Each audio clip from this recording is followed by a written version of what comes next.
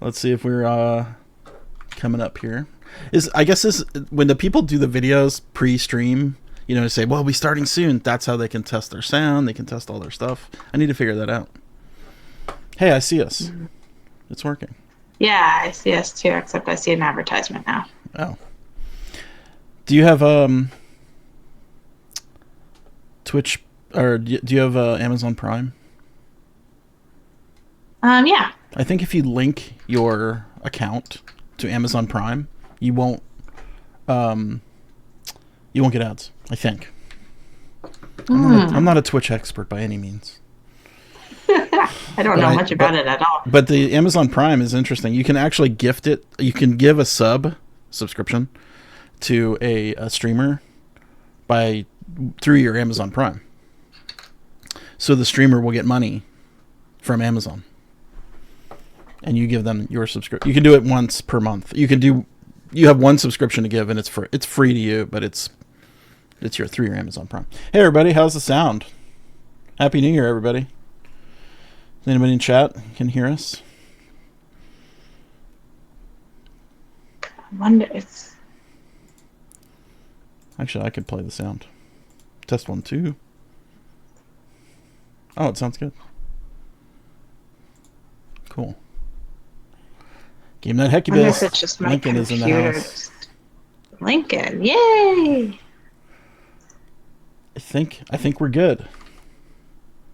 Well, we'll give everybody like a minute to jump in here. We're a little early. We just wanted to do a quick test before the actual time of starting. So, what'd you do for New Year's? Oh, we played all New Year's Eve, and New Year's Day I was upkeeping all my 2018 logs. Cool. Yeah. Did you have like a big group of people over?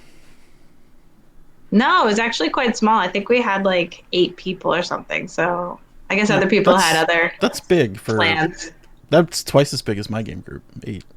Oh. But you've had like 20, right? But my game group on normal Saturdays, we average probably 12. 12 Look at that. 20. We got 2 subscriptions just as I was speaking. That's awesome. Yeah, it's really cool. Thank you, everybody. We want to do more streaming this year. Like we want to do it, but the time just never comes around. You know what I mean? Like you have to schedule it, right? Like we scheduled this. I think if we didn't schedule it and like put it on the, the calendar, we're like, because I can just blow through days just by getting it, other stuff in my way. And today I'm not actually feeling very well, so it's like I'm like, we got to do it. We got to do it. Well, yeah. Yeah. I'm glad we scheduled it because we got to talk about the games of 2018. I know. If you let it go too long, like what's the cutoff for talking? So the Golden Geek Awards are coming up, and that's all the 2018 games. But like, how long do you have to wait until? Like, I feel like my list here could change potentially based on other plays, but this is like a snapshot of our top games, right? Like I have a game on my top 10 that I only got to play once. I would love to play it again, but it could go up or down, right? With how well the second play goes. Yeah. Yeah, I think there's a few games on here I played once, a few games I played many times. Yeah. I'm pretty happy with my list, though. It's a little different, I think, than most that I've seen at the end of 2018 here, because I've been kind of watching other people's lists. There's some things that people would predict, but there's also some things you will not predict, unless you really know me. I think my list might have some that are not. Yeah, you do too. Yeah, you have some different stuff for sure. Exciting. Cool. Well, I guess we get started. Welcome to the Board Game Geek TV channel on Twitch. Yay! This is Steph and Aldie's top 10 games of 2018. This is Steph. How's it going, Steph? I am Steph. I'm Aldie. Steph's a fabulous blogger and photographer on BGG and works for BGG, and I'm the owner of BGG, Board Game Geek. So that's our intro. Oh, before we start, you posted up something yesterday about your end of year stats, like how many games you played and how many were new. Let us know. Oh my Let's gosh. just blow everybody away right here. I bet you probably All are the right. person that played the most games this year by far, out of anybody on the internet. I am curious to know if other people have played so many games. I have not seen anyone match your numbers. People that post it. Some people won't That's post. true. I mean, a lot of people don't log plays, so who knows? But I did play 1,710 games. Pretty good. 1,710. Yes. How many days in a year? 718 of those were unique titles. Wow. Okay. So. But. Yeah. Yeah. That's how many games a day? So it averages to I think somebody did the math. It was 4.8 games a day. So that sounds right. I have to get that up to 5. Is what that. Really I know your average is kind of. It just sounds so low. So imagine if you played 5 games a day. God, that's just so insane. But you play several times a week, right? And when you're at conventions, you go way up, as far as your a bunch. Your average. A bunch of different groups that I get to play with. So that's exciting. Cool. Yeah, I'm jealous but of you. I think the biggest, craziest stat for me was 500 new to me games. Yeah, so more than 2. Which is crazy. Yeah, that's almost 2 a day. Not quite, but. Yeah, because.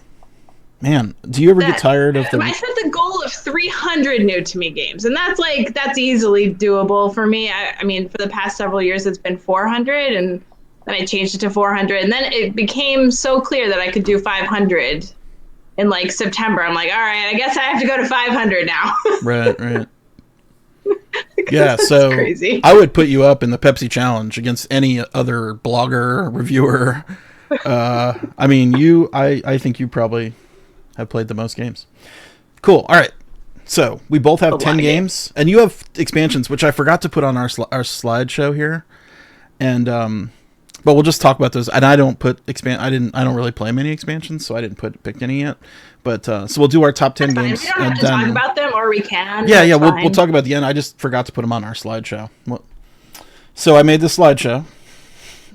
I know, it's exciting. I know, it's pretty cool. All right, so let's go to your number 10.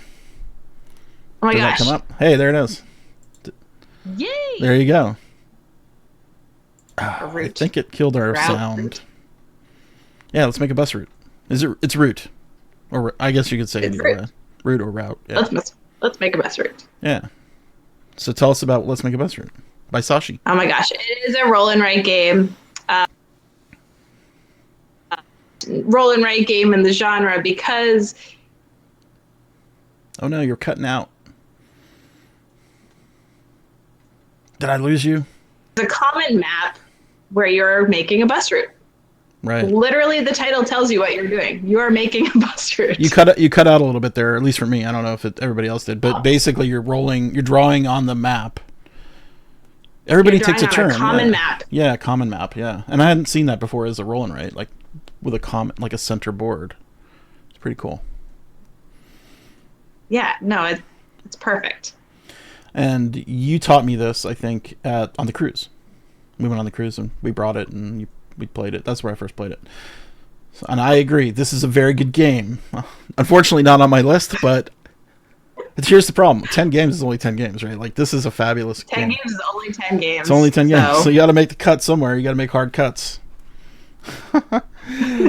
But if you can find this game, get it. I think my guess will be it will be picked up and reprinted in America, distribution in America. But until that time, I should hope so. It's a little hard to find. We had them on the store for a bit, and they sold out instantly. Cool. All right. I think if I merge, let me try our little cool thing here. Test 1 2 test. Can you hear it? Can you still hear me? Say something. Okay.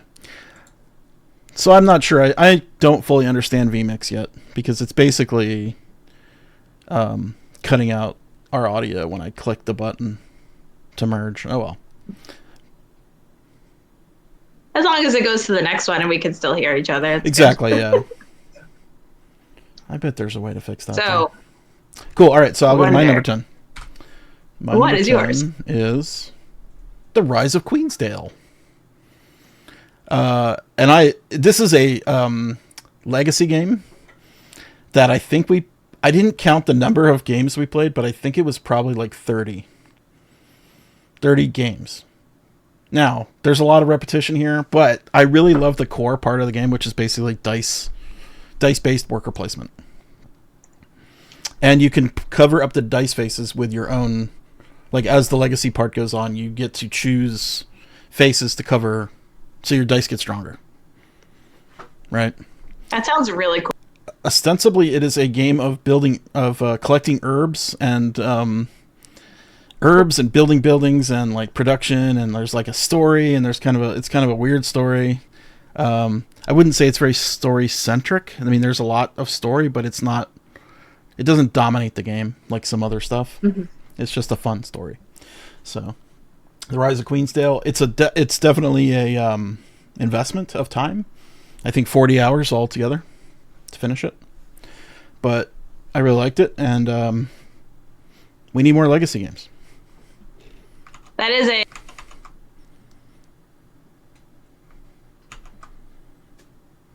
I think you're cutting out again. That's so unfortunate.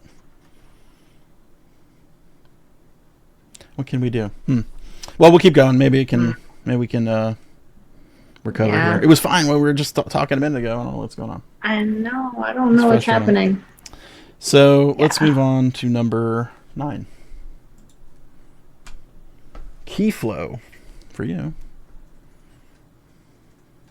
Oh my gosh, yeah. So Keyflow is a drafting game.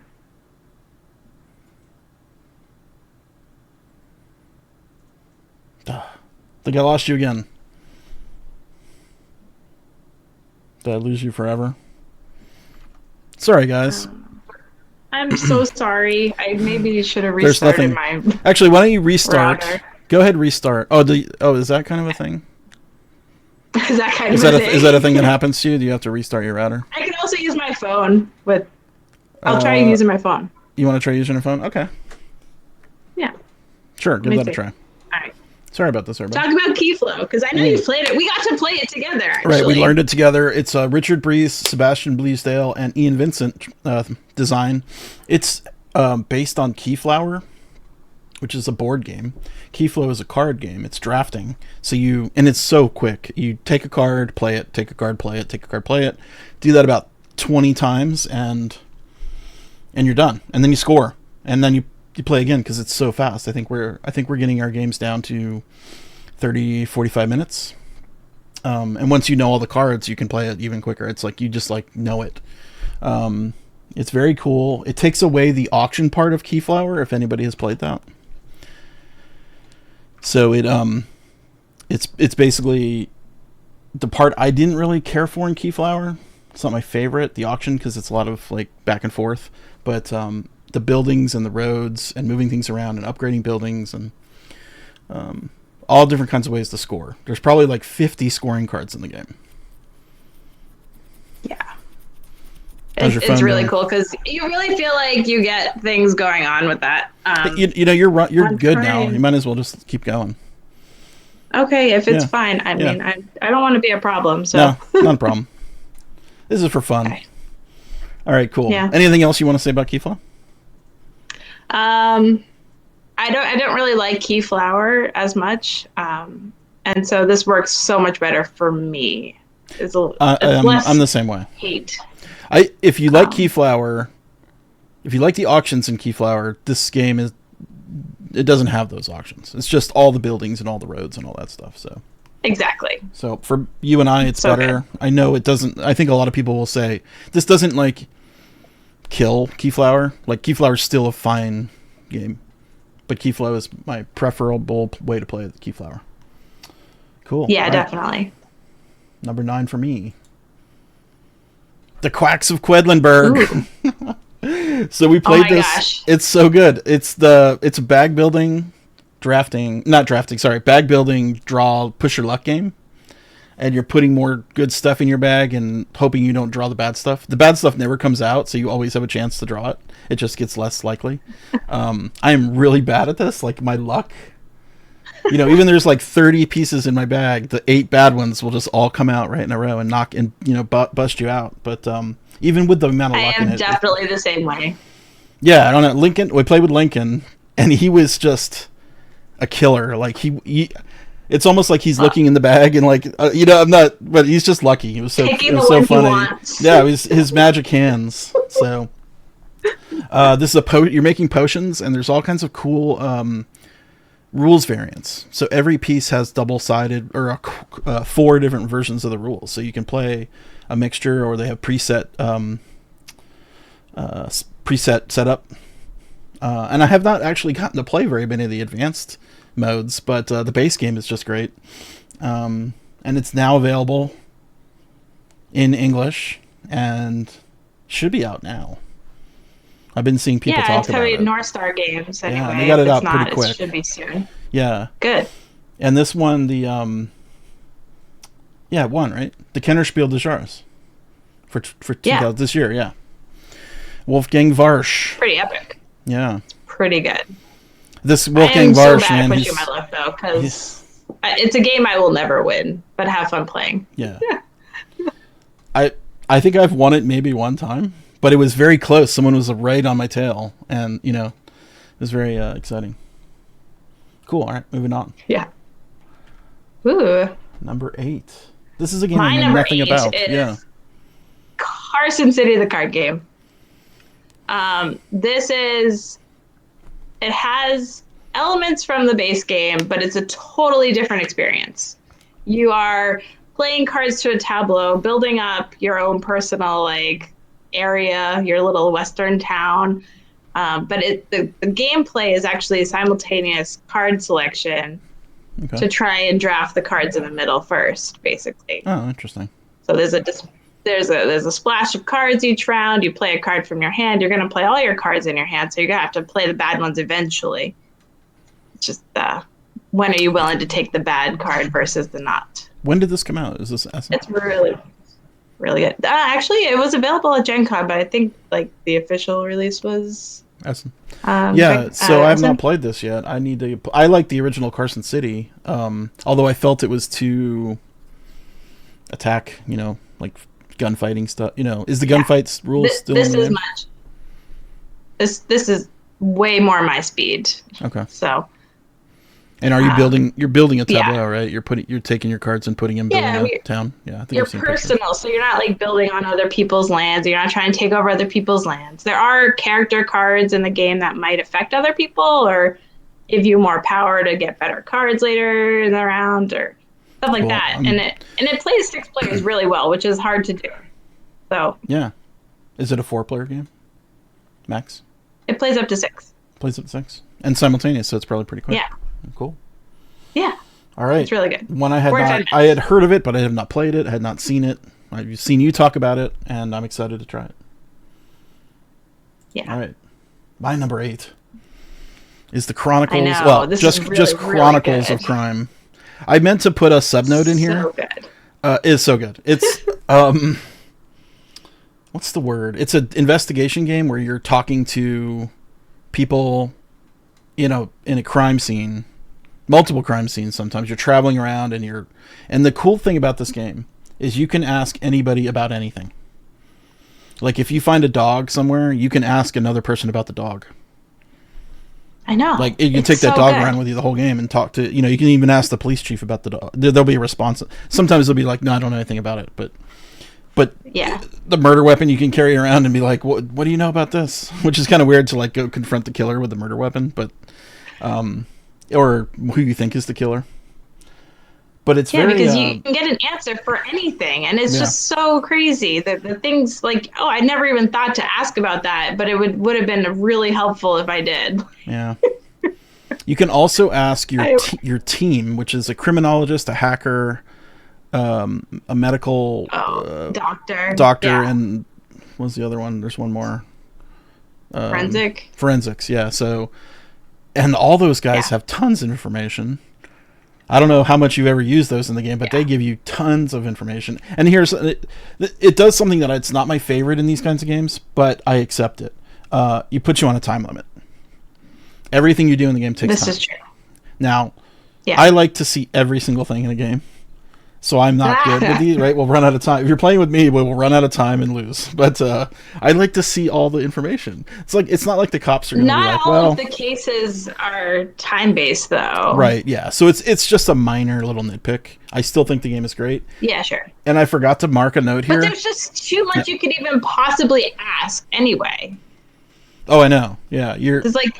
You could just, there's infinite amounts of things you could be asking. So you can't possibly know and see everything. Right. Anyway. The last time I played it, one of my friends said, we don't need to talk to that guy. He's not important. Because the game makes you kind of feel that way. And like, oh, no, he was. Yeah, we should have talked to him. Oh, yeah, anyway, he was. So that was kind of a little bit of a... But we went through the whole game without talking to the guy, and you're like, oh, well... Okay, but so my recommendation is talk to everybody as much as you can in this game. Just feel the game, like get in there. Don't worry about the time. Yeah. I don't even know if it enforces the time. I've never hit the time limit. It did in one case that we went way over. I don't know about the other one. Right. I don't know if we got a penalty for it either. I'm not sure. And I don't know if I feel like I've always done a lot of investigation and it never was a problem. The coolest thing, well, one of the cool things about this is you play it on the phone, and you scan everything with your camera to get the QR codes, and I wish it had voice. Like that would be a stretch goal on their next Kickstarter if they do another Kickstarter. Someone read this to me. We just get so tired of reading. We're like, oh, I'm like, give me a glass of water. Pass it around. But there's a bunch of reading. It also has a VR mode where you're searching the scene for clues, which is amazing.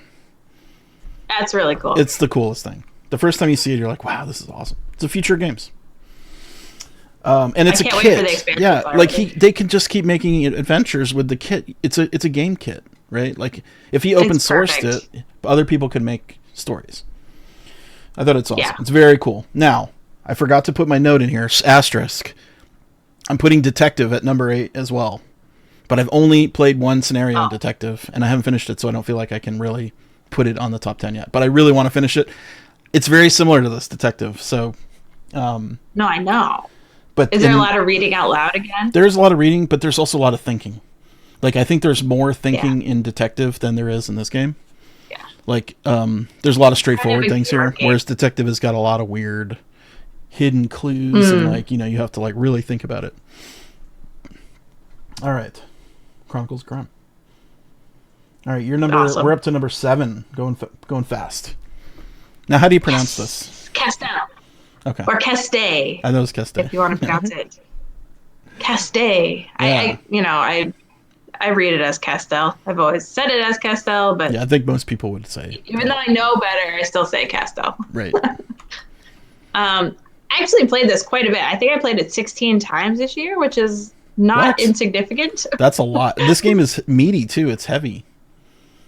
It's brainy. Yeah, there is a lot of thinking and a lot of planning going on in this, and there's a lot of information up front where you can start planning from the very beginning, and it has everything I really like, puzzling on all the people together and going to the right places at the right time to put on the shows. The theme is awesome. Everything about it I've really enjoyed. The theme is so super cool. I remember when this came out, I Googled Castell, just to see what it was, because it's a human tower. And the videos are phenomenal. They're building these towers that are so cool. I don't want to say hundreds of feet, at least, but 100 feet in the air is not uncommon, I think. It's massive. Yeah, definitely. And there's guys at the bottom they're sitting there you can see the pain on their face. They're holding everybody up. And then, of course, they have there's 500 of them involved. Hundreds. I mean, that cover is what it looks like. And I just love it because it's so... I want to see one now. If we get to go back to, I think it's Spain. They were doing in Spain. Or South America. Portugal. Yeah, somewhere. Yeah.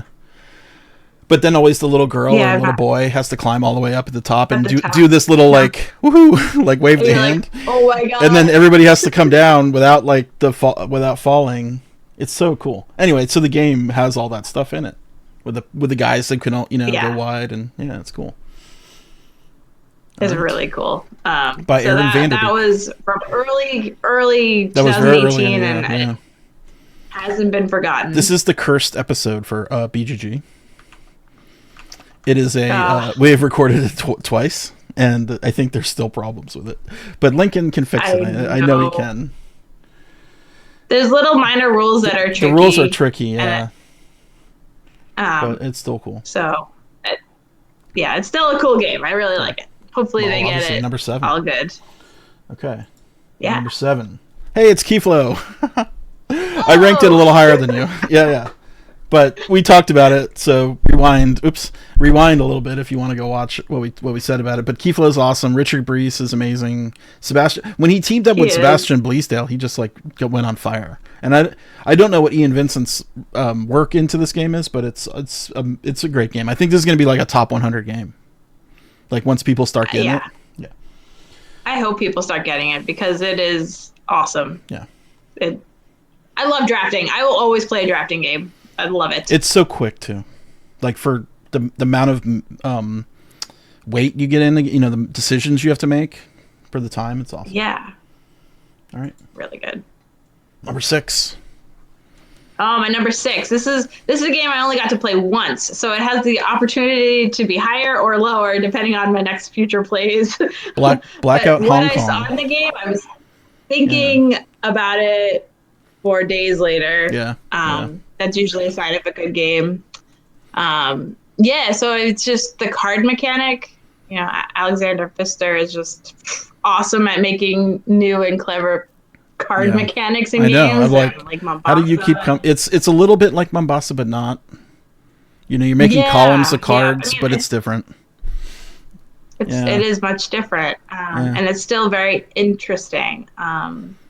I definitely want to play it more. I don't think it will pass Mombasa, as I really love Mombasa. But we'll see. Time will tell. I'm the same. I played it one time. It just narrowly missed my list here. I mean, it's super good. It is long. Like there's a mechanism in the game that takes just time. You're searching for tiles and things, and just it's a timely. It takes a lot of time. It slows down the game. Yeah. But the gameplay is really great. Like the decisions, and it's a deck builder, which is weird. It is. But not really. It is. It's definitely a different kind of deck builder. It's definitely. Yeah. But again, we both played it once, but it's left that impression for me for that long. It's definitely on my list to play again. So I definitely need to play it again. Yeah, and I got blown out of the water when we played. Like one of the guys, it clicked for him, and he was just on fire, and he just tearing around the track. So I know we played a few rules wrong, so I have to go back and play correctly. Probably not. Yeah, not uncommon when playing these new games all the time. Okay. Oh my gosh. My number 6 is Dice Settlers by NSKN. Ooh. And that's exciting. Yeah, like as soon as I read the rules, we were like, oh, I'm gonna love this. Just because it has everything I like. It has exploration, has tile placement, expansion. It's got technology, like. You got luck in the dice rolling. You can mitigate that too. Like I feel like the dice luck of the luck. Yeah, and I don't know. It just really clicked for me. It packs a punch, and I mean, I think I played twice, and they were both like 45-minute games, and it packs a punch for sure. And I think every tile is unique. Like each tile does something different. Yeah. And you have to go searching for that really good one. But it's basically a bag builder. You're building the dice. You're building a bag of dice, and then you're taking out a certain number of dice and rolling them and doing kind of the actions that you roll. Which could be exploring, could be settling, it could be getting technology, like learning how to build a wheel, what do they build? Fire, like some kind of fire stuff. It's really cool. I love games with like technology and stuff. There's definitely a lot of ways to get points in that game, which is also attractive to me when there's different ways and strategies. It's a little confrontational. You can knock someone out. There's guns in the game. Like you can shoot. It's to be expected. Yeah. So if you don't like direct confrontation, then maybe not play this. But you don't have to play that way either. Though. Yeah, you don't have to. There's direct confrontation in Azul. So. I guess so. It's true. Cool, Dice Settlers. And I really like the artwork. in my games of Azul. It's a very plain game. Like the tiles are very plain, but I really like the character stuff. Yeah, Dice Settlers. Oh, cool. All right. Number 5. Underwater Underwater Cities. Cities! Yes! By Vladimir I've Suchi. played it 3 times, and Yeah. I can't get enough. Yeah. I'm getting much better each play. Like, I'm getting drastically better. Yeah. Is there a... You start familiarizing yourself with the cards. So people keep comparing it to Terraform Mars. It's not like Terraform Mars. It's totally different. No. It's worker placement. But your cards are your workers. Personal display, tableau building. Yep. Like, so it has that card element as Terraform Mars. And you're building your little underwater city. But this one, city. I get to build out my little city. With domes. I know. Yeah, which are awesome. I should have put a picture of domes in here. Well, you can kind of see them. The cover. Yeah. Have you played the advanced side of the board? Like, there's 2 sides to your... And all of the boards are different, right? All of them are different. Yeah. It's awesome. It's really cool. It doesn't add much, but it adds much. Yeah. So, you could easily play with it the next time you play. Like, I don't think you'll have any problem understanding. We even played with a new player, and he was fine. I mean, it's definitely worth playing with the different boards. Yeah, those rules are minor, but they are make you go down different paths, I think. Exactly. Like they're impactful. Yeah. They put you down that different road. I like it. Yeah. Yes. I really like this game. I'm sure this will be in a lot of people's top games. I guarantee you this will be, Guaranteed. I'm excited because Rio Grande is bringing that to the US. Should be out pretty soon. So, hopefully, because people need to play this game. And the bit trays work perfectly. I don't remember BGG bit trays. Oh, yeah, the BGG bit. Yes, the BGG bit trays, for sure. They are perfect. I've always played, and I'm not, it's just, it works well because it has like enough slots and it holds your cards. You don't have to keep holding your cards. Oh, yeah. The card holder is such a lifesaver. Because I could see you're constantly fiddling with those cards and yeah, you're discarding one each round, so you're really just like cycling through these cards. Just having them be there is just so much easier. Yeah. Anyway, it's really the only game that I found that really worked for those days that I play frequently. Yeah. So that was really good. That's cool. Anyway, I use it for Everdell because you have a lot of cards. Oh, Everdell. Too. Yeah. Oh, you do. You get the little stuff that you can put in the trays. Yeah. That is good. Okay. My number 5. Is it Everdell? Cryptid. No. Cryptid. Cryptid is like the best pure deduction game that has come out in a long time. It's pure deduction. It doesn't have a lot of I guess there's a little bit of luck. Like if you take a risk and guess, but 9 times out of 10 you're going to be wrong. You're trying to find the cryptid, which is a Loch Ness monster or a Bigfoot or whatever, some kind of mythical beast, which doesn't mean anything in this game. Nessie, yes, which doesn't mean anything. It's just what, and the way they built the game is brilliant because there's like 50 cards in the deck, and each one is just one spot on the board. Like the way they've done the logic, each set of rules eliminates every space on the board except for one, and that's where the cryptid is. And whoever finds the cryptid first wins. But it's definitely like not for everybody. Like logic games, you have to. Yeah. And when you go in, teaching it to a new player, you give them their book, and you say you're number 56. You have to make sure that you tell them not to read it out loud, because then you have to reset up the whole game. Yeah. Because I had to do that. Okay. You're like, oh, I'm near the water. Yeah, no. Yeah, so you have one rule. Yeah, you have one rule, and people can basically ask you a question, like, are you allowed to go here? And you basically just answer yes or no. And then over time, you're going to get a lot of no's. And eventually you'll get the ones which is the only space left over in the whole board, is where the cryptid is. Yeah.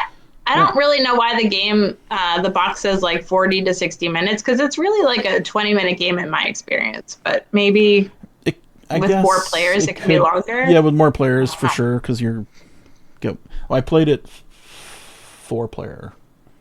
I would say 30 to 45 minutes. Yeah. And it also depends on how quickly people are at making deductions. Thinking. Right? Yeah. Like if I've got you solved, I know I don't need to ask you any more questions. Like if I can remember what your rule is, I don't have to ask you any more questions, right? And then I'm going back to the other 2 players. True. So So maybe Also, that's why 3 players might be the best count for it. Might be. Possibly. Now, Chad played with a cheat sheet, like with all of the rules. Oh. And he just checked them off each time. And he said it made it so easy. Yeah, I think you have to not play with that. Well, yeah, don't do that. Makes it too easy.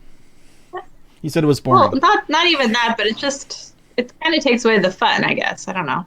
Yeah, because then your brain doesn't have to do any work. It's just you're looking at a whole grid and you're like, which grid have I not crossed off? And then, anyway, I played it just by brute, no memory, just memory, not no paper or anything. Well, you remember the game we played, Paint the Roses? Is coming out actually 2019 this year. Paint the Roses. They put in a rule saying you can't write anything down. Oh no. Which basically, I remember. That's a deduction game. So we played it a lot of negative information. Yeah, we played it on the BGG cruise, and I remember at the end of the game, we made a logic grid and spent 15 minutes to come up with the answer, and we were right, which was super satisfying. I can't believe they take it. It was really satisfying. Because then otherwise you're just guessing. If you can't work the logic out, or if you're really good and you can work out logic in your head. Some people can. I've got a buddy whose wife is just like, she's magic with this stuff. She knows it. Cool. All right, so moving on. We're halfway there. Number 4 coming up. Oh my gosh. Okay, so I kind of cheated with this one. It is 2017 Gaia project. However, I learned it in 2018, so it counts for me for this year, for last year. Yes. Well, the game didn't come out till Essen of last year. Yeah. So it's fair. Because if you didn't play it till 2018, yeah. I think any game that I learned in 2018 or 2019 is fair game for top 10. Yeah. Because that's when I got to play it. So this is Gaia Some people are new to the hobby. 2019, they're going to play, through the desert and love it. It should be their favorite. It should be their top 10. It should be. Like Popular Mechanics put out a list. They're like top 50 games of the year, and half the games are from different years. So not a big deal. Well, yeah. It's fair. Yeah. Everybody plays at different times. So this is a re-implementation of Terra Mystica. Yeah, I mean, you'll see similarities between the two. Yeah. But it's much, much better. Yeah. There's different tracks. I don't know if you played it, but it blew me away. And I don't even like space games. That's why I put it off for so long. So I'm like, space. So space and aliens. I am so not into that at all. Yeah. But it did surpass the Terra Mystica. Yeah. It's very good. It really hurts your brain. It's a challenging game, yeah, for sure. If you're good at it, you can beat new players. Like there's a curve of learning that is quite high, I think, in this game. I wouldn't play with anybody who doesn't play games regularly. Yeah, it's not a beginner's game. The one thing I like about this too is all the new powers, all the alien sub powers. It's so overwhelming for me, and I've only played one race. So you just keep playing that one race, so you know it. Which one is it? I think I've only played it 3. Oh, I think I actually played it 4 or 5 times. And I always play red. Oh, right. So you have choices. A race that's not red. So I have those 2 races on the red. Well, you could play red, but not. You could take another card.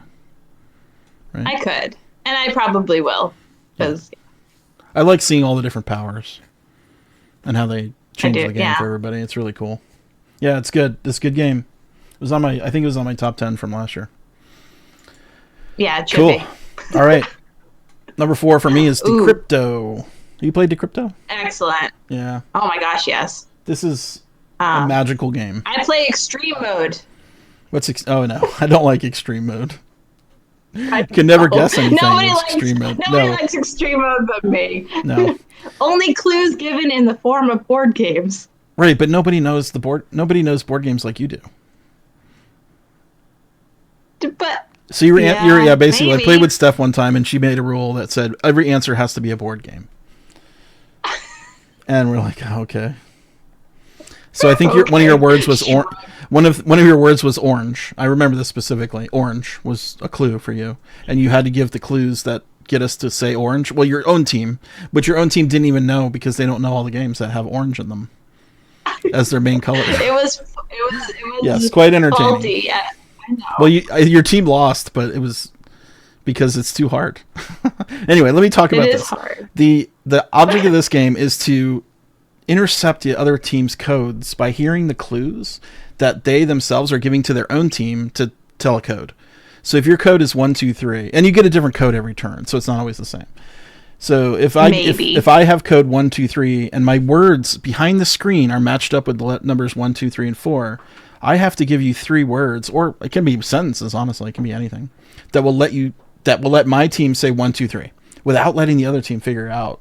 Oh, when he said baseball, you might hear baseball and bat and like catcher. Like, oh, that's like something related to baseball. It's got to be number 1. But the cool part is if you can trick the other team by using clues that lead them astray, right? And they don't know what your words are on the back. You have to be very vague. You have to be parallel, I guess. Vague, but... Yeah, it's hard to describe this game. You have to really... But I think anytime I've described it, it doesn't come off right. You're like, what? But it's definitely more of a gamer's game than Codenames. No, my family loved it. Oh, do they? Okay. I played Trap Words and I played Decrypto, and they loved Decrypto. I'm like, they really? They could understand. I love them both, but like... The concept of it, yeah. It's a little hard to get the concept, I think. But once you got it, you got it. Yeah, you have to play a few rounds to kind of get it. That was a great game. I want to get the AI cards, like the Rob Dabbio AI. Like, you basically just see his clues, and then you're supposed to figure out his codes by just reading his, he gives, awesome. Because you can replay the game, right? As a puzzle. That's awesome. Yeah. Okay, Decrypto. I didn't even know it had an AI mode. That's really cool. Yeah, well, any game can be read back, and another person who hadn't played that game can try to figure it out. Right? If you just, because all you get to read are the numbers and the codes and the answers, right? That's always part of the fun of the game of Decrypto, even though it's not really in the game, is to try and guess the other team's words. Yeah, you don't have to guess their words. You just have to get the code. No, but it's still fun to try. Oh, it's super fun. Yeah. And especially if you nail it off like one clue, you're like, oh, that's temperature. I got it. Got it, yeah. Got it. All right. Top 3 here. Number 3, History of the World. This is an old game. Oh my gosh. Oldish. But new version.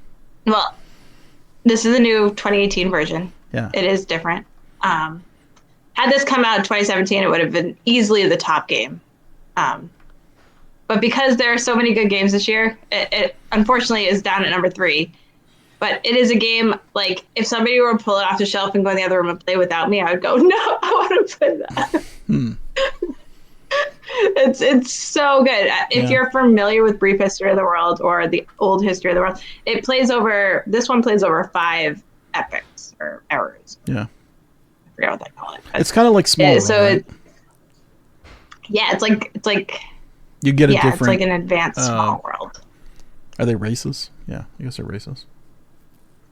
I mean, they're all human, but nations. Yeah, they're all humans, but it's not fantasy. But every nation has the power, right? So you're drafting a nation, and you'll get some number of troops that will go out and stomp the lands, and you're drafting some sort of power that you can use in the round, or so you can get different powers for different nations. So you can mix in. Yeah. So. Oh, okay. Yeah, it's actually just like Small World, except you're drafting differently. It's not like a display of two things. The race has the power, and you're trying to take over the map. You score at the end of the round. You go into decline, and the next era, you'll get a whole new nation, and you do it all again. Is each round? So if you can get 2 turns. Epic. Is each round 1 epic? Yeah. Oh. Everybody will get 1 turn. So that's fast. Yeah. I mean, it still plays 6 players. I mean, it's probably it's under 2 hours. Okay. Well, the original History of the World, I think, was like 6 to 8 hours. Yeah. A lot longer. Yeah. I understand this. I haven't played it, so I don't know the actual differences. But this one blew me away. It's a total surprise that I would just love this game. Interesting. And it's kind of like a war game, right? You're attacking people. killing troops. You are, and it is like a D6 roll off, but you can keep attacking, getting +1s each time. Oh. Or you might have cards that help you, or there might be defenses that you can put up. But what's cool is that you're staking claim to the land, and then if nobody attacks you, you get to score it all again the next turn you have. Okay. So you want to make sure to gang up on the people that are winning so that they don't score as much each time. But if you can get 2 back-to-back turns, like if I do the final turn in Epic 4 and I get the first turn in Epic 5, I mean, that's like a little bit Small World-ish or Vinci. Winky. Yeah. Yeah, that sounds cool. And I need to play there's this. even one in between. It's just I can't recommend this game enough. It's awesome. If you like Small World, this is definitely a game you'll like. Okay. History of the World. And this is by yes. Gary Dick and Steve Kendall and Phil Kendall, and it's Z-Man, so it should be available now, I'm guessing. I would think so, yeah. I don't know why it hasn't been getting played more. That's really weird to me. I think because it's an old game. It has sort of it's new. Exciting. Yeah, but a reprint of an older... I get it. I mean, I just think older games that have reputations already have to overcome their old reputation, be it good or bad, to get people to play it again. You know what I mean? That might be true. But like they do a lot of updated rules. I mean, so there's a lot of it's different rules. If it's playing in 2 hours, it's got to be. Yeah. All right. My number 3. I don't remember what it is. Yes. Oh yes, Menara. Oh my gosh. This was almost my number 1. Like nothing had unseated this till recently, and so it's a cooperative tower building game, and I feel like I've had like the most fun and thinking. Like you think, oh, tower building's no big deal. You just stack stuff up, but there's definitely some good moves in this game that you can, if you think about it long enough, you can come up with a good move. So it's very difficult too. I think that I also like is it's very challenging to get a tower stable and follow all the rules that it tells you. So what you're doing is basically taking a rule or a card each turn, and it'll tell you what to do. And there's easy, medium, and hard. If you can't or don't want to fulfill the card, you can discard it, but then you have to make the tower 1 level higher to win. I think you have to go 4 levels to start. Yes. 4, yeah. And the ground doesn't count. That's the standard. That's the basic game, yeah. 4 towers, 4 levels, and then after you get to the 4th level, you have to either run out of building pieces, you run out of floors, or run out of cards, which is super hard because 4 towers is easy to get, but then you have to do all the other stuff too. So... But some of the cards are ridiculously hard. They're the hard card. Yes, you have to move a floor up or down or something like that. It's just like, okay. And I remember playing with some macho guys at BGGCon, and they're like, I'll take a hard. And I'm like, wait, you have to have pieces on the board before you actually take a hard card, because the hard card will make you do all kinds of crazy stuff. They're like, I want to take the hard, because macho guy wants to be hard.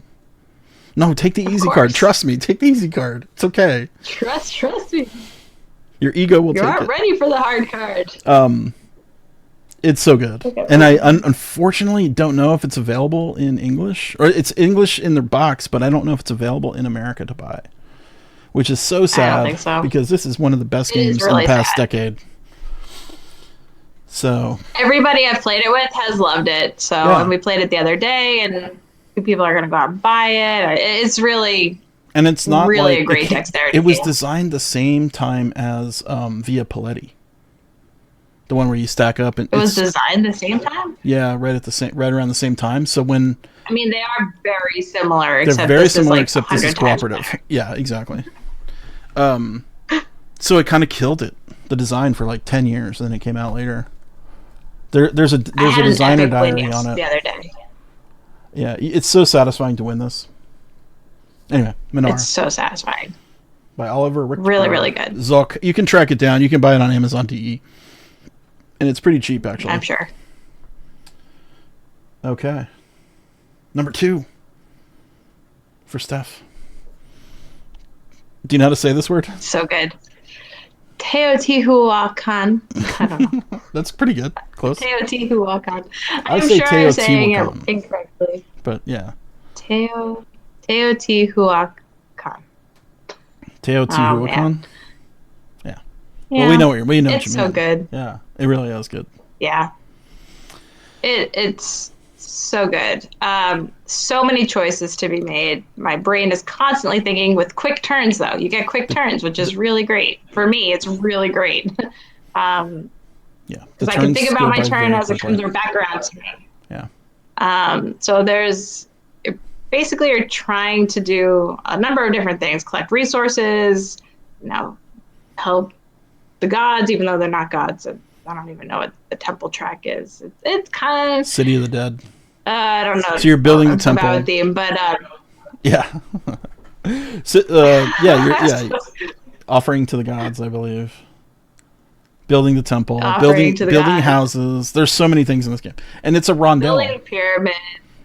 Right? You're doing a lot of building, but what's cool is that the board can change each game because they give you the extra boards, so you can do a different setup every time, and you're constantly getting different technologies that come out in the different games you're playing. So every game feels totally different when you're playing, it's just it blows me away every time I play. The smoothness of it really surprised me. Normally in games when you first learn them, everybody's taking kind of a long time to kind of especially when you're presented with so many options all at once. It's slow, but then you start getting into this game and you're just like, oh yeah, I'll just do that and do that. It's smooth. Bing. Yeah. And it's a rondel. I mean, it's one big rondel, and I love rondels. Really do. I like rondels too. You have all these options because you have 3 dice, and you might get more. And you're choosing one of the dice to move to a new location, up to 3 spaces away. Right. And so you have all these options with all the different dice, but if you can get your dice together, you get super bonuses, and you're gonna do all these different things and collect maybe more resources if you do that. So we're constantly thinking how best to optimize my next move, and it works my brain in all the right ways. Yeah, I agree. This is one of those. I think it's going to be a top 100 game if it's not already. And the way another cool thing, which I think is from another game, Praetor. Does that ring a bell? Praetor, where the dice power they power up, so they get more powerful, and then they ascend to the gods. It's a good mechanic. And then they come back as ones. So they start as ones. It sounds just like this game. No. I mean, I think it's from Praetor, but that's what I like about Teotihuacan, that the dice power up. All right, so you're trying to get these dice in the right spots to get a whole bunch of resources, I guess. You're trying to get your combos, and it's so cool. Definitely want the combos. There's an interesting thing too that I couldn't wrap my head around, and I've not played this very much, but I was wondering why the points go down when you build more buildings. I guess so you can't just keep doing that same strategy. The housing. Yeah. When you build the houses. Yeah. It forces you to do something else, I think. Yeah. I think that's what you get some early points by doing it, but then now we have to go work on the pyramid in the middle. Yeah, the pyramid is really the best thing for points by far. And we've ended the game once by building up that pyramid, and that was 5 turns earlier than the normal ending, which was is the game there's different ways the game can end. Oh, okay. Yeah.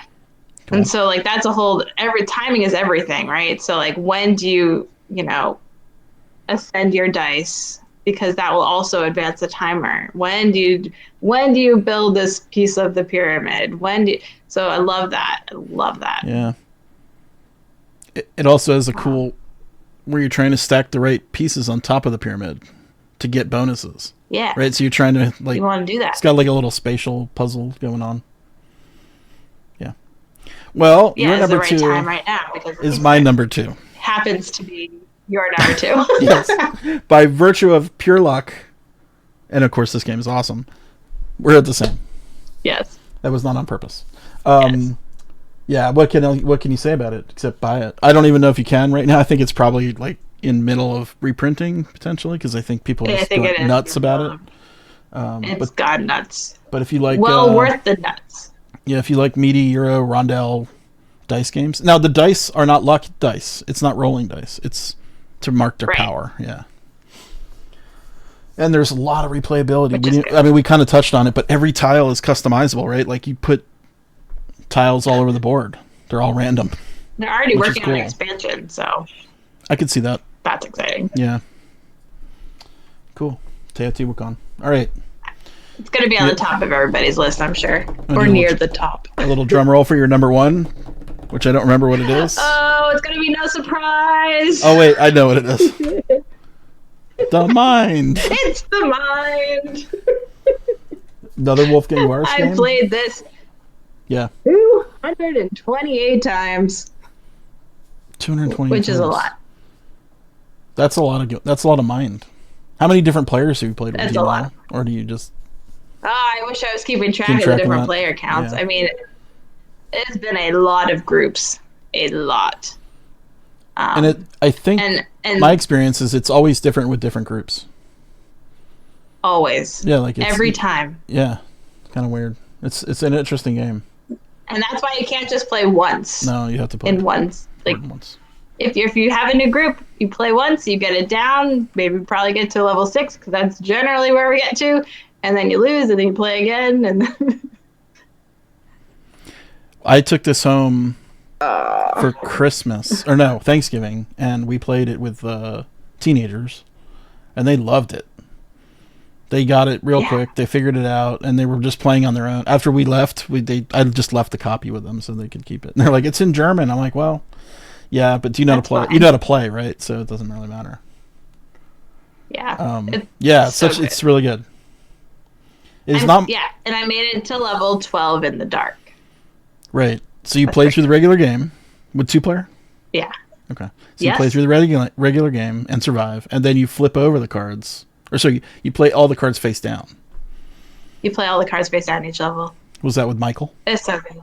It was with Michael. Yeah. We're really, really good at that game. Well, you played it about 1,000 times on the cruise, I remember. So I figured... I still remember we played on the cruise. We played on the bus ride to the glacier. We played on the bus. Yeah. And we won. We won it. Which should not have happened because there was so many distractions everywhere with the Alaska wildlife good. I don't know how we played on the bus and won was beyond me. It was very fun. It was amazing. It was really amazing. Yep. It's a good game. I can't get enough of it. I will play anywhere, anytime. Whoever wants to play, I'm down. It's The Mind. And it's a cheap game. It's like $10. Yeah. And such a simple idea, which has transformed the gaming world, I think. For sure.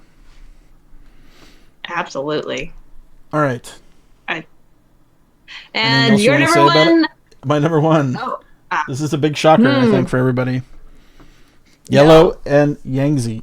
I'll say it like Eric It's more shocking that you only played it last week for the first time. Exactly. So I had not played it.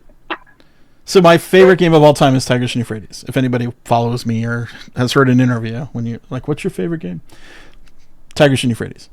And this is basically a re-implementation of Tigris and Euphrates, but it's different and better and different. You know what I mean? Like it's as good as the old game and has a lot of cool new stuff that I'm trying to wrap my head around. But when we played it, I got the same. I think it's better. It could be better. It could be better. I'm coming to that realization. But I got the same feeling that I got the first time I played Tigris. Like that same tingle, like tingles in your brain.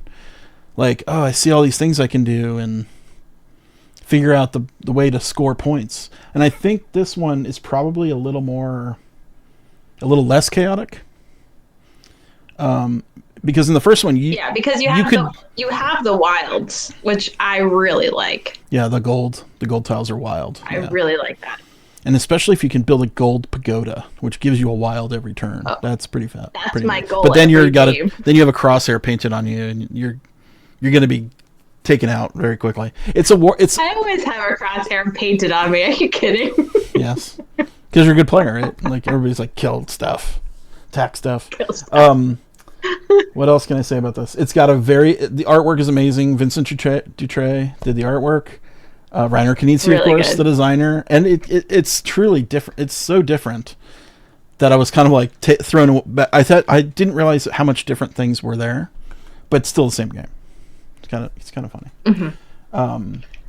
The one thing I only request if they do a reprint is a player aid on the back of that screen, because that would have made my whole life different. The screens are what can fiddly. What can I do? Yeah, you kind of need. What can I do? There's way more rules actually in this game than there is in the original, because all the pieces have special abilities. Combat and stuff. The combat is different. But that's why I think this game is a little less chaotic, because in the old one, you could be thrown into a war by a person who didn't even care how it came out, and you could give a whole bunch of points to somebody and give them throw the game to them. And now you only get 1 point if you win a war. So that is a huge difference. I liked how they fixed the terminology and everything. For the better. Yeah. Because we used to call it internal and external conflict. Now it's revolts and war, which is way better to understand. Even though that rule... My game group is very experienced, and I explained that rule to them no less than 3 times. And I think they still didn't quite understand it by the end of the game. But we got through it. And I did not win, even though I was the most experienced player. So one of the guys just... When you're in the right space at the right time for that game and you play the right tiles, like perfect harmony happens, it's hard to beat. So... Anyway. There we go. Really good. I enjoyed That's our top 10s. Now you have Yay! some expansions you want to talk about, right? Well, I mean, I feel like expansions are equally amazing and are deserving of a ranking too. I agree. Oh, you get to go back all the way. I'm going to try to... I'm just going to go to the homepage there. I only picked 5, even though I played a whole bunch more, but 5 seemed sufficient. And I wasn't even sure if you'll have any that you want to add. But I don't think I've played any expansions this year. Oh, no, I played... None? I'll think about it while you're talking. I don't think I have that. My number 5 was... Yeah. Oh, yes. Actually, you want to do any honorable mentions before we go to the expansions? Oh, I have to look at my list again. Honorable mentions. Stuff that almost made it, not quite. Probably. I have one. Everdell. Oh, yeah? Everdell. Oh, top 10. I've quite enjoyed Everdell, and I think a lot of people like it. It just edged out. I mean, just by a slight margin. Tomorrow, I plan on posting my top 25 from the year. I'm on a geek list, so. Okay. So you've got a few. But and honestly, Underwater Cities was right outside my margin, and Hong Kong Blackout was just right outside. And I think the only reason is because I wasn't familiar enough with them to be sure, because I only played them once. Yeah, I mean, I think Illusion and Ticket to Ride New York. Illusion, yeah, definitely played that a lot this year. Both well-deserved, and Trap Words. Yeah, I mean, I've played a lot of good games this year, which is great. Yeah. For me, this year was way better than last year. Okay. Interesting. Like, hands down. Okay. There was a lot of strong games that came out at the end. 2016 was even better than this year, though. Oh, if you go back and look at them all. We should do like a top 10 across all the years. Like your number 1 from each year. Across the past 5 years. No, but actually, you'll see a lot of 2016 games show up with my expansions. Right. All right, so go over your expansions. The first one is the Whistle Stop Mountains, Range, the Rocky Mountains, I think that's what it's called. Whistle Stop Rocky Mountains expansion. Now, this is a train game. I'm not known to like train games, but this one is really a nice train game. It's easy to learn. And the expansion you add in a mountain range. But what's cool about it is there's so much more different technologies that are added and a different mechanic even added to get through the mountains. It takes more time, but the gameplay is actually the exact same amount of time, and you can even still end in the same amount of time, which is cool. Like, it doesn't feel different, which is what I like in an expansion. I also like when expansions change it too, but I like when you get new material for a similar play, but adds a little bit different. So I like really those cool. kind of I don't know if you expansions. played. Whistle Stop has gone way under my radar. I need to play it because I know everybody loves it, but I have never played it. Yeah, I think it was like BGG Hotness Gen Con last year. I think it was like number one the whole time. Yeah. I mean, I know it's weird. Like it just definitely hasn't kind of fell off the radar for sure. So hopefully the expansion, will bring it back up a little bit for that game. It is a race game to try and get your trains to the other side. Yeah. No, I've looked at it and I know I think I will like that game, so I need to get it to the table. Yeah. Well, like everything, right? Now, does the expansion add a lot of rules, or does you just throw it in? Oh, I know. Believe me, if you saw my living room right now, it's just piles and piles of games that I have to either play or put to the library. Yeah. Because there's not enough space. No. I like expansions where you can just add them in without too many rules additions. It's just more agree. stuff. Yeah. Yeah. Expansions with a lot of stuff can be good. It can be over. Right, such as I think you have one that has a lot of stuff in it. We picked it up at Essen, and the box is as big. Actually, you do the rest of your list, and I'll see if that's the one I'm talking about. Yeah, the next on my list is actually Santa Maria. Okay. Oh, Santa Maria. Yeah, I like Santa Maria. I forget what it is. Yeah, it's got a weird name. Called, it's orange box too. I know that it's very bright orange. American Kingdoms or something. I'm not quite sure. It's the very thing orange. That really intrigued me is one player. It changes one player's game, like drastically, but only one player. If you want it to. So there's different modules, which is nice. So you can pick and choose what you're going to play with, so you don't have to throw it all in at once. Okay. If you think somebody is much better at Santa Maria or has a lot of experience, you can give them the handicap board, and it's much harder for them to play the game. Okay.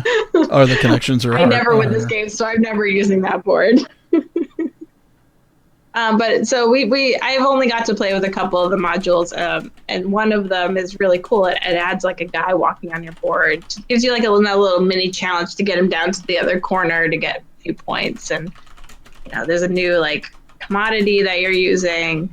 So I don't know that I'm excited to see what other modules are there, and I think it really like changes up the game, which is good because it kind of was feeling a little samey after several plays, but this will give it a little more life, I think, for players who like Santa Maria. It's really good. And I do like Santa Maria. It's a dice drafting game, which I don't know. Really good. Yeah, Santa Maria is awesome. The top game. My number 3 is the Caverna Forgotten Folk. Oh my gosh, this expansion. The Caverna expansion.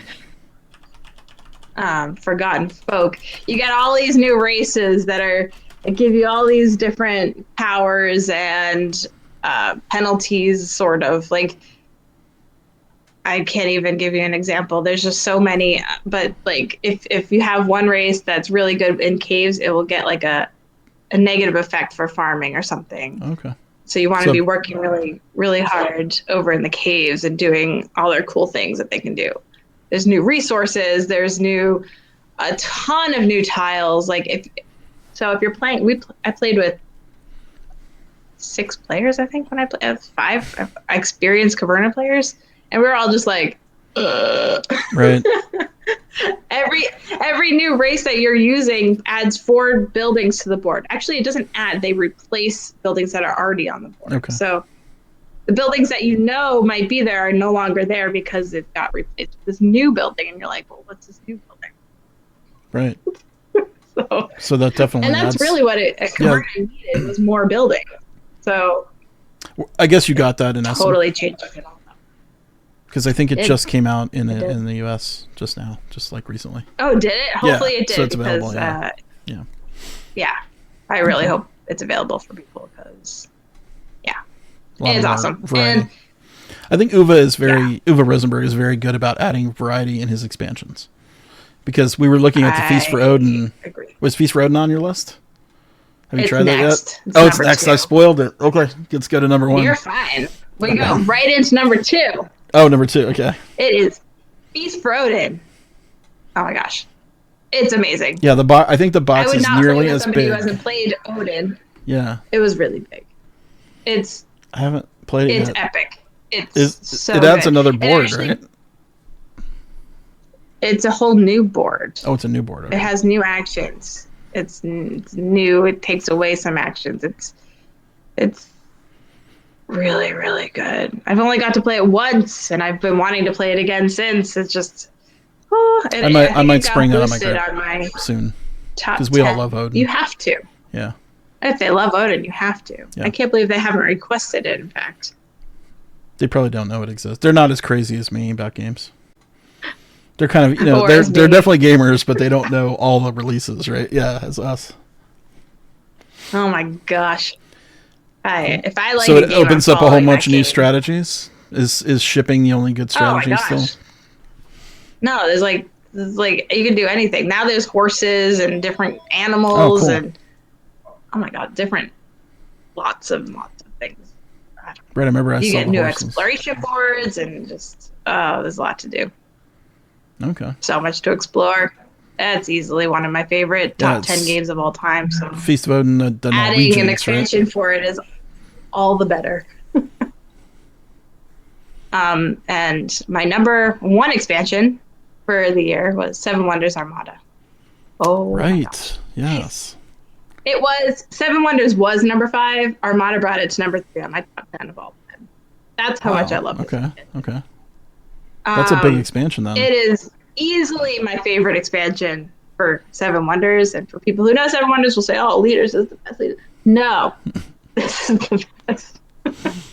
So what does it add? I know it adds ships, right? Like you're moving ships around. Yeah. That's so if I play a blue card, yeah. If I play a blue card, I can have the opportunity to also move my blue ship up 1 step if I pay the resource cost, as long as I have the resources to pay. Like you would normally play a card, would have the resources in the top left. So this would also have to come from the same payment grouping, I guess you could say. So if I needed 2 brick, I would have to already have had 2 brick available to me before playing the card. Okay. Anyway, you're moving up these different tracks. You're getting different bonuses. So like the blue track will give you more points at the end of the game. The green track adds these whole new island destination things that you're going to get cool bonuses from. The red track actually adds a naval battle. And a naval battle is the whole table will fight. Okay. Not just your neighbors. Right. The whole table is going to fight every round with the naval battle. Okay. And so there's only one the yellow track will give you extra money. I think there's a winner and a loser. There might be points for a second place winner too. Okay. So it kind of takes away that solitaire feeling that people have, giving them a little bit more to focus on other people. I know people complain about it's too solitaire, blah blah blah. I'm like, I like that. That's what I like, but yeah. Tend your own garden. It adds a whole bunch of new cards. What? Tend your own garden game. Yeah, I like that. That's what I like. Yeah, nothing wrong with that. And everybody I've played it with has really enjoyed it, so it doesn't add too many new symbols or anything, and you're trying to move your boats up. So if you've played the Babel expansion, the projects cards, you're all adding to the projects together to build up the little whatever you're building.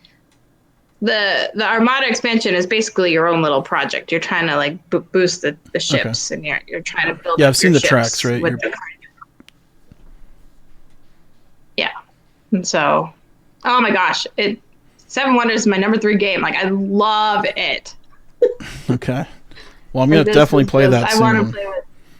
I pre-ordered it. Yeah, I mean, so it's really hard to find Seven Wonders players who know the expansions. So it's I'm never gonna get a full game of Seven Wonders with all the expansions. That's not feasible, unfortunately. Yeah. You have to schedule it one time a year at the gathering or something. But people don't know the symbols, and then they're sitting there looking all right, what's this do? Yeah. And so that's where it's kind of like, all right. But I'll have frustrating. to check out the app. I hear there's an app now, Yeah, so I should I played look the into app. that. It's definitely challenging. Is it good? Makes me feel dumb.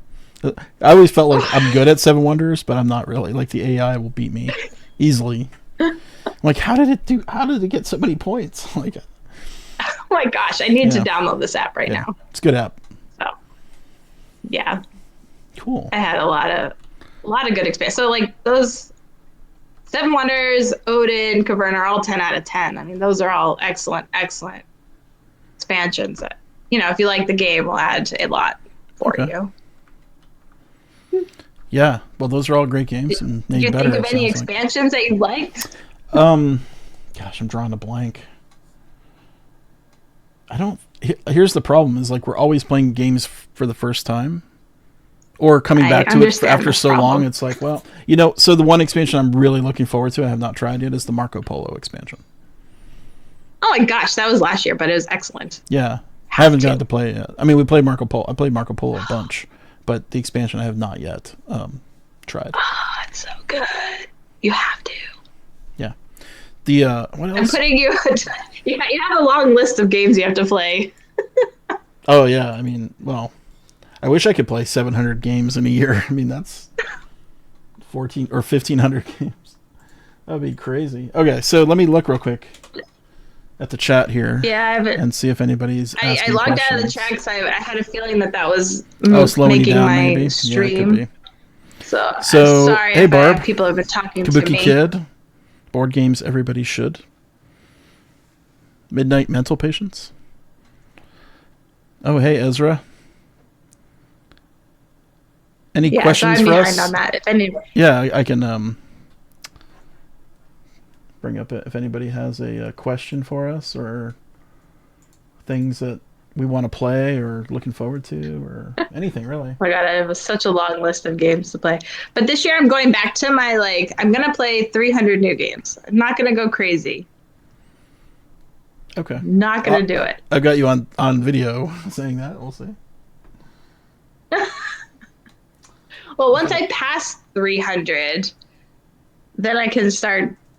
Oh, I love Coimbra and Carpe Diem. Those were great games. I mean, Coimbra should have. Coimbra probably should have made the. I mean, it's just so hard. There's so many good games. It was on my list, and I took it off. I think if there were a few extra cards for Coimbra, it would have probably made the top. But because you're seeing all the cards every game, so once they come out with an expansion for Coimbra, I think it will do better for me. I have not gotten to play Keyforge yet. Keyforge is one I want to play. Neither have I. And I played Root. Games I'm looking for. And I know people are going. Root just broke into the top 100, which I believe is fair. It's that's a great game, but I couldn't. It's in the top 100, I guess. Already, yeah, it already made it. But it just didn't work really for me. It just didn't. Yeah, it didn't work for me. And it's pretty much a war game. What's your favorite card game of the year? I know besides the Mind. Besides the Mind. We went on that.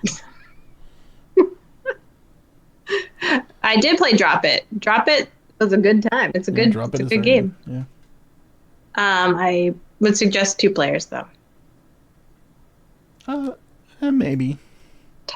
Did you play top Kickstarter? I don't even know if I kickstarted anything. Oh, Kickstarter for 2018. Did I kickstart? I kickstarted a few things. I think Street Masters is my favorite. That delivered? Yeah. I mean, I get Cerebria. I get boxes every day. Oh, Cerebria looked really great. Yeah, you played it too, right? Yeah, so that was in my top list for 2017 because I actually played it in 2017. Gotcha. And it's epic. It's really, really good. Australia is a game I did not get a chance to play. Oh, Australia. I did not get to play it. There's zombies in that because there's a Z in it. It's actually Cthulhu. I do not play zombie games. It's not zombies. It's Cthulhu. Oh, it's Cthulhu. Yeah. Do you play Cthulhu games? Yeah. Okay. If there's no zombies, then maybe I'll try. I guess my favorite Kickstarters are Street Masters, which is like a beat 'em up game, strategy, tactics. Play cards to move your guy. It's all based on video game characters. It's very fun. And then all Chronicles of Crime is the Kickstarter. I think that is high up there for me. Oh, yeah. And Root, honestly, like I liked Root, but it's not for me. I realized it's not for me. I got too mad in the game. Right? Like when I feel myself getting angry about what other people are doing, that's not my game. Yeah. I don't want to be angry about playing games. So I totally agree with that, and I totally know what you're talking about because that happens to me. I want to play the Terraforming Mars expansions. Mm-hmm. I bet those are good. It's just so much. Space Base was another one of my honorable mentions. You know what? I did not try it yet. Oh, dang, you should try it. Yeah, it's a bit like Machikoro, but way better. Way better. Yeah, so I don't really like Machikoro. So you might like Space Base. I liked Machikoro like for the first few games, and then I didn't like it. But then Space Base changes that. It's very. I thought Space Base. Well, Space Base was really. It was in my first round of top 10 and then I pulled it out. I like the colors of Space Base, so I definitely want to try it just for that. I have not tried the Pandemic Fall of Rome game. I want to play that. I've been hearing great response on that. Yeah, I mean, I've only ever played the basic Pandemic, so I should probably give another one a try. Yeah, there's only like 10 of them. You should try some of the other ones. Although, the one you really should play is Pandemic Legacy. That's pretty great. I've been told. Yeah. I'm probably like one person that would require you to play the same game, though, 12 to 24 times. Because, you would never get to 24. Which is but you could knock some of those games out. Yeah. You could probably. I don't know if you remember that time when I played Fields of Arle every week for 100 weeks. Oh, wow. That's impressive. Forum Trajanum. I'm playing a good game week after week if it's really good. Did you play Forum Trajanum? Yes. Okay. Is that all? Just yes. It's good. It's a game. It's on my. Like it's good. It's worth trying for sure. Okay. You don't hate it. It's a little fiddly and long for what I would prefer. That's all. Did you play Gugong?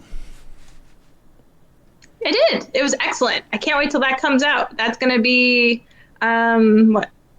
this year, TMG. So yeah. Did you play the Crown of Imara? Is that how you say that? I think that was the one.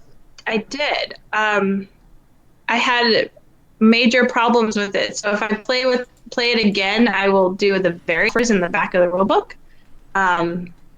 where normally you just draw 3 cards and you'll play the 3 cards. So in the variant, you have all your cards and you choose the one you want to play, and that will give you a lot more control over what you're doing. I don't know if I got cut out, but no, I heard you. Okay. So I think there's a lot of potential for a Crown of Imara, and yeah, I recommend playing. I'm not sure it's one that I will request, but I would happily play, kind of thing. Okay. There's still a lot of games to be played. I did the list of 2018. So many. It's like, oh yeah, I want to try that. I want to try that. Ridiculous. Shadows of Amsterdam. You liked Shadows of Amsterdam. Right? It's so good. Is it an honorable mention? Yes. Yeah. Definitely. It's very light. It plays in like 5 minutes. That is cool. Yeah, I mean, so you're playing with like 6 players. You have a team of 2, or I mean, I guess you could play 4 players, a team of 1, and you're trying to give clues like Dixit or like Mysterium. Give clues with these pictured cards, and they're trying to move around a map and collect the the trophies or whatever, and stay away from the cops, or and so you're trying not to get caught by the cops, and you're trying to like get these 3 things and get back home basically before the other team. It's all real time against the other team, right? Which is really cool. Yeah. So. I have not played it yet. I remember seeing it at Gen Con at the very last minute. Yeah, I got to do the demo. Actually, no, only the guys, demo copy was there. Fun. Yeah, they were bummed because the game did not make it. They were bummed because they were going to sell it at Gen Con, but then I guess their shipment didn't get there in time, which, that's... I always feel so bad when you hear stuff like that. Yeah. And, publishers' games didn't make it in time or anything. So it's like, it's too bad because the game is actually really awesome, too. Isn't that going to be sold at the BGG store, too? We sold 50 of them. We had 50 copies. Oh. So we got some of the copies. They came and they went. Yeah, it went pretty fast, for sure. Wow. So games I still need to play from this year. Like, I still need to play Totally Liquid, the expansion for Dinosaur Island. Right. I really want to play that. That's been sitting on my table since it came in. I'm like, oh my gosh, I got to play that. I got to play that. Cool. Well, any more questions in the chat? Yeah. And if not, we will call it a night. Yeah, I think we're... Thunderball Island. Good. Yeah, Thunderball Island is pretty cool. I played it as a demo. Fireball. Yeah, Fireball. What did I say? Did I not say Fireball? Well, he wrote Thunderball and corrected himself, but it's Fireball. Yeah. And I have yet to play it, but I'm sure it would photograph really It's a fun game, yeah. I was gaming yesterday and the group played it, and I don't think it went over that well. One guy hated it. That's from Kabuki Kid. Well, it's hard when you play with a group of players and one player is really hating it. It really puts a damper on an experience. Absolutely. And you can tell and that kind if of someone happened wears with you it. Actually with the Escape Tales, right? Yeah. I should talk about that a little bit. Escape Tales, The Awakening. Played it. I mean, that's in my top 25 for the year. I loved it. Yeah. I don't think it would make a top 25 for me. I liked it. I wonder if it's because of your experience. It could be. So I had a great experience. Yeah. And that may have just been the player count and some people who really didn't enjoy it saying they didn't enjoy it while we were playing. So that can make a session a bummer. That is, it could easily just drop out. Like, it's fine. They could have, but then he leaves my house. I mean, it's our typical group of 4, and he didn't really like it. That's true. Now he was saying, like halfway through, he was like, "Guys, do we really want to finish this? Does anybody really want to finish this?" And I was like, "Oh, go." That means he hates it, right? Because he wants to stop it. So so I was like, "Well, I don't want to stop it." If that's okay. And everybody was totally fine. I'm like, I will totally stop it if any one of you just says, yes, stop it. But you have to be the one to stop it, not me. Right. But we got through it. I think my biggest, it's not an issue. I enjoyed it, but the puzzles to me did not fit into the story. Like only in the very, very slight way did they matter. And then it also had like a system of like, energy points, which comes down to my same old problem.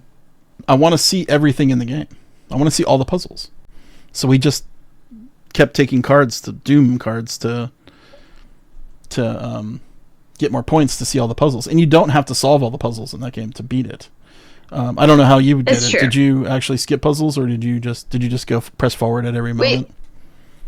Yeah, we did, and then so the whole game took us 5 hours, and then we did an hour of aftermath, all the puzzles. So we did we did all of the things we missed basically in the last hour. So it took really 6 hours for us. Ours took 7, but we did every puzzle. Yeah, I couldn't leave a puzzle unsolved. But how could you do every puzzle because it's a choose your own adventure, really? I mean, you're choosing one way or another way. Right, but it doesn't branch. There's only one room that branches in that game. That you go either this room or that room. That's it. It's one decision. Otherwise, you see every other room in the game. Does that make sense? Okay. Yeah. I definitely think it's worth it. I'm probably being too hard on anybody playing.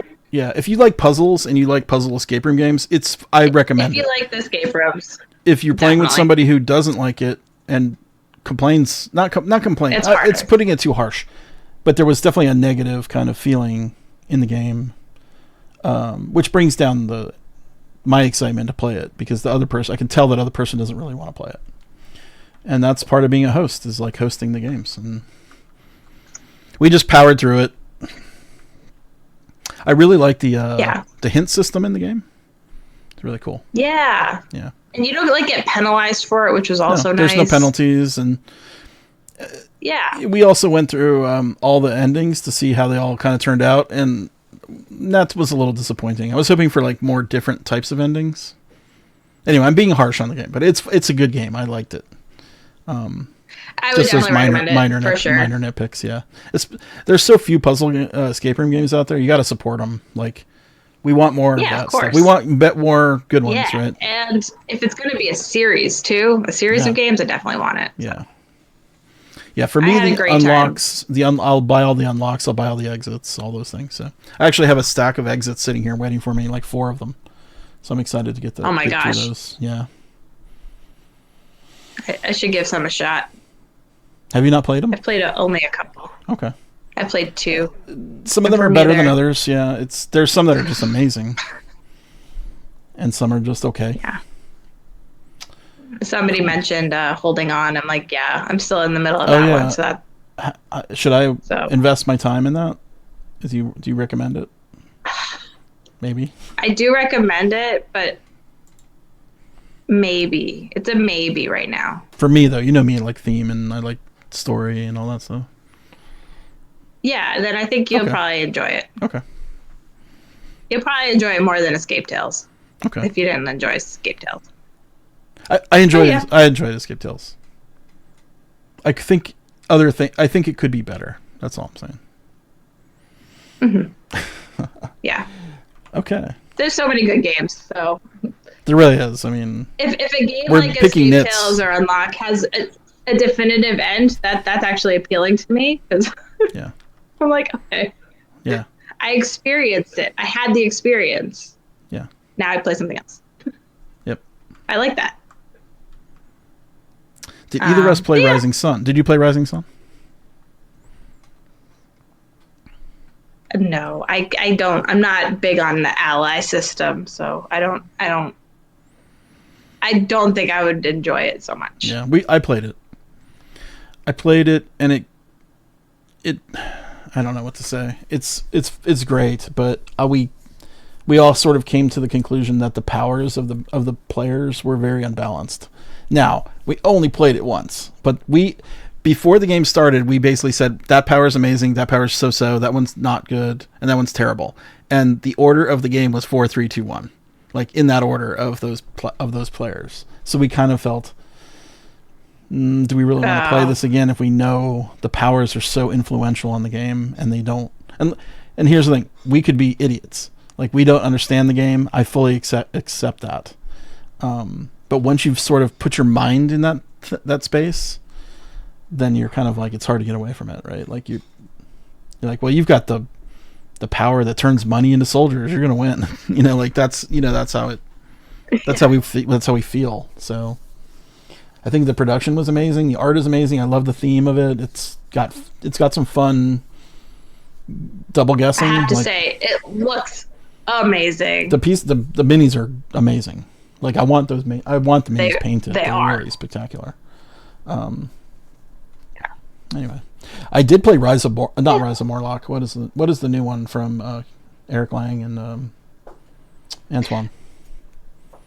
It's, Victoria Masterminds? Victoria Masterminds. Are you talking about Victoria Masterminds? Yes, I really like that. I really liked it a lot. We played that at BoardGameGeek. Again, everything about the production is awesome. Yeah. Really pretty. Yep. The gameplay for me was just... So. It was okay. Yeah. Yeah. It just wasn't really enough. I got screwed over so many times. Oh yeah, it has it definitely has a screw power in there. Like you can just wreck someone's turn, and so you just got hit with that over and over and over again. Yeah. I did. All over and over. Yeah. Typical. Yep. But, and probably you weren't targeted. Or maybe you were. I guess you can target somebody with that power. You can. If you know I want to go to a space, you go there first. Yeah. I mean, or do you go there after? I can't remember how it works. I think Is it I first or wanted after? to be. It's first. Yeah. First in, it gets flipped. The tokens get flipped over. Right, first in, first out. Yeah. FIFA. So, Scrabia, Blue Lagoon, Azul Stained Glass. All these games were so good this year. I liked the Azul Stained Glass, but I don't think I needed it. I don't think it was different enough for me to care that much. Oh my goch, it's 100 times better. Was it? Okay. I didn't feel that way. You get now, here's why. Past mechanic. I got hammered with a 25-point negative in the final turn of the game. And there was nothing I could do about it. Yeah. That left me a little Azul sour. for you. Right, but Azul has limits. That's Azul. So of damage. that's why I'm sour on Azul. Okay. Well, they both have the same sort of mechanism where you break stuff. But Azul this has new limits. one offers you a chance to pass, and that just changes the game for me. Sure, and that's why I got stuck with 25 negative, because I didn't realize the person in front of me could pass, right? And then they stuck me with the 25, and I had already passed, and said once you pass, you can't pass again. You can't you pass have to take again. something. I know. Yeah. Anyway, I liked it. Yeah, I like it a lot. So that's cool. So many good games this year. It was definitely an epic 2018. It was. It really kind of came together there at the end. I was a little worried in the mid year. Like some of the heavier games were a little disappointing. But I think with the Teotihuacan and Underwater Cities and all those, Blackout, Hong Kong saved the end of the year for sure. Keyflow, I think so. Oh my God. That's not a heavier game, I wonder really good. about Yellow and Yangtze not getting the love. I think it won't. It's kind of like History of the World. Yeah, it's Why? a redo, right? People are like, they just want to see the new stuff, right? That's my theory. No, but it's a good theory. It's just, it's sad because they bring life to the game and they change the rules a little bit and they make it better. Yeah. In my opinion. Yeah. So. Cool. History of the World. Anybody got any last questions? Otherwise, we will wrap it up and say goodnight, and we'll see you. Yeah. Actually, if you have any ideas for streams that you'd like me and Steph to do. Yeah. Talk about games. Send us stuff. I mean, we could do top 10 lists, I guess. That we kind of talked about that a little bit. But anything else? Send us a message. All the games. Yay! Aldie at BoardGameGeek.com. Did I set you up with an email stuff? I can't remember. Yeah, Steph at BoardGameGeek. Steph at BoardGameGeek.com. Send us an email. Let us know. Cool. Yay! Awesome. Well, thanks for... This was awesome. ...spending time. Thank you, everybody, for watching. And give us a follow on the channel. You'll get notified when we go live next time. That's the Twitch channel. If you hadn't checked it out, go to the Board Game Geek YouTube channel. We just released Lord of the Rings, where I was in it. We recorded that a year ago, or in March of last year.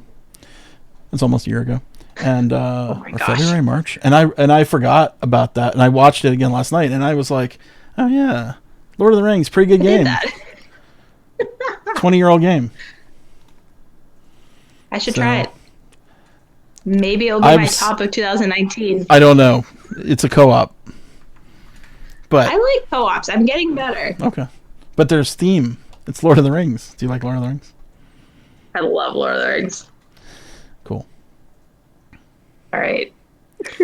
Cool. All right. Well, good night, everybody. Thank you for watching. We'll probably put this up on YouTube so you can watch it back again if you want. Yeah, we better. Yeah. Better. Cool. All right, Steph. Happy New Year.